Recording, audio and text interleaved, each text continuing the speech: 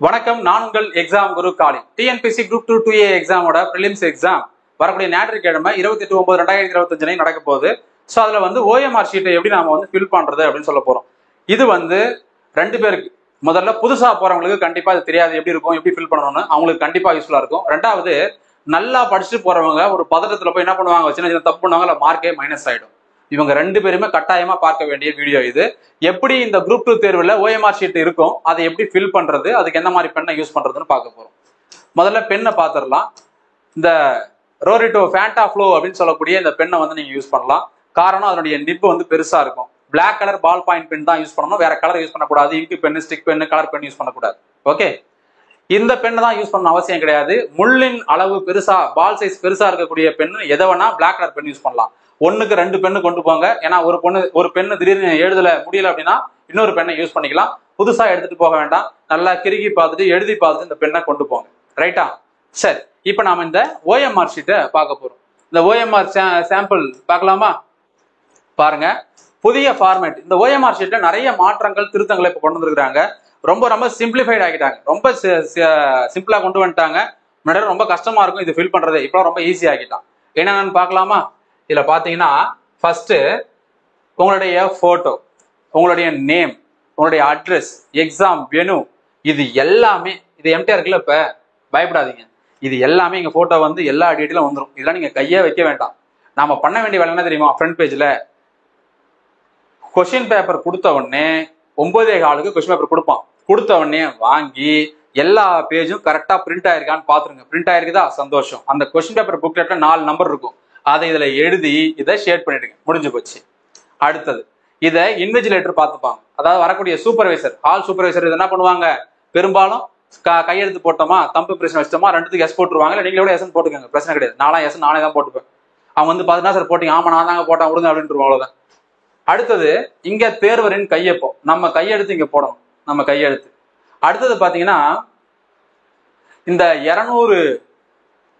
200 கொஸ்டினுக்கான அந்த பபிள்ஸ் இருக்கும், வட்டங்கள். இந்த வட்டங்களை கருப்பு நிற பந்துமுனை பேனா, பிளாக் பால் பாயிண்ட் பென் வச்சு ஷேட் பண்ணணும்.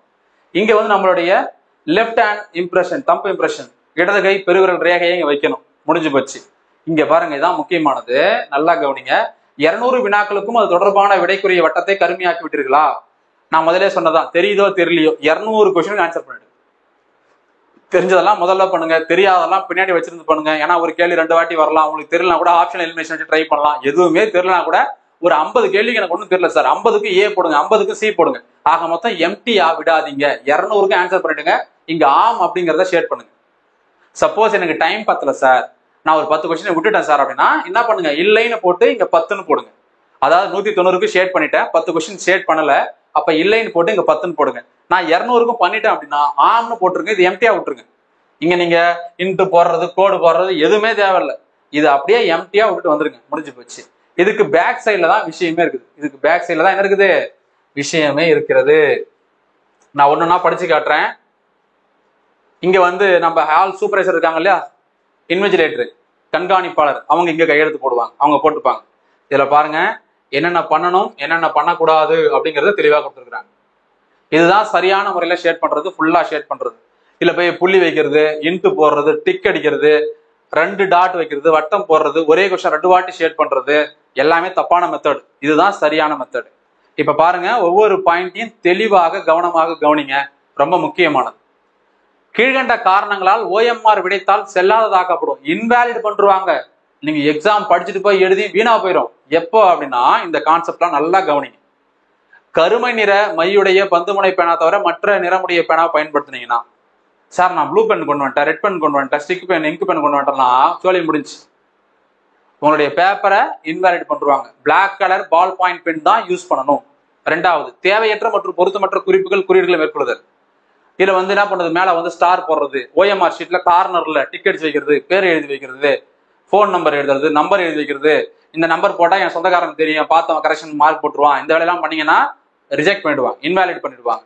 ஓஎம்ஆர் விடைத்தாள்ல பக்கம் 1ல் அதற்குரிய இடத்தில் தேர்வர் கையொப்பம் இடவில்லை எனில், இதுதான் முக்கியமான பாயிண்ட். 200 கேள்வி நல்லா படிச்சு போய் அட்டன் பண்ணிட்டு எல்லாம் கையெழுத்து போடாம வந்துட்டீங்கன்னா உங்களுடைய பேப்பரை இன்வேலிட் பண்ணிடுவான். எக்ஸாம் நீங்க போனதே வேஸ்ட், அவ்வளவுதான். சோ எதுக்காக சொல்றேன் தெரியுமா, இந்த தப்பெல்லாம் நீங்க பண்ணக்கூடாது. ரொம்ப கேர்ஃபுல்லா நீங்க எக்ஸாம் போகணும், எக்ஸாம் பக்காவா எழுதணும். டவுட் இருந்தா கேளுங்க, எழுந்து உங்க சூப்பர்வைசர்கிட்ட கேளுங்க என்ன டவுட் இருந்தாலும். அடுத்தது பாருங்க, கடைசி பாயிண்ட். தங்களுக்கு வழங்கப்பட்ட விடைத்தாளில் அச்சடிக்கப்பட்டுள்ள வினா தொகுப்பு எண் OMR விடைத்தாள் சரியாக கருமையாக்காமல் இருந்தால், நல்லா புரிஞ்சுக்கங்க, உங்களுடைய கொஸ்டின் பேப்பர் வினா தொகுப்பு எண் 4 டிஜிட் தான், அதை நீட்டா எடுத்து OMRல எழுதி கீழே ஷேர் பண்ணிடுங்க. இதெல்லாம் பண்ணலனா உங்களுடைய தேர்வு நிராகரிக்கப்படும். அதை மைண்ட்ல வச்சுட்டு போங்க. சரி, இப்ப 2 காரணத்துக்காக உங்களுக்கு 1/2 மார்க் குறைக்க போறாங்க.